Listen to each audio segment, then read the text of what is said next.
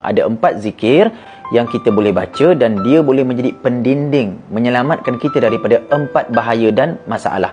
Yang pertama, bahaya ketakutan, takut yang melampau-lampau. Dalam keadaan tak boleh tidur, anxiety yang membebankan hidup kita. Apa penawarnya? Penawarnya adalah hasbunallah wa ni'mal wakil. Ulang jadikan zikir harian. Yang kedua, masalah stres, tertekan dengan macam-macam keserabutan dalam hidup. Sebab itu, zikir yang kita boleh amalkan ketika kita berdepan dengan stres adalah La ilaha illa anta subhanaka inni kuntu minaz zalimin.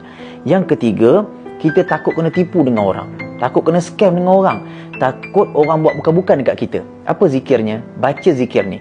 Wa ufawwidu amri ilallah innallaha basirum bil ibad. Ulang zikir ni. Dan yang keempat, kita tak nak orang ambil harta kita dalam keadaan kita tak redha. Betul tak?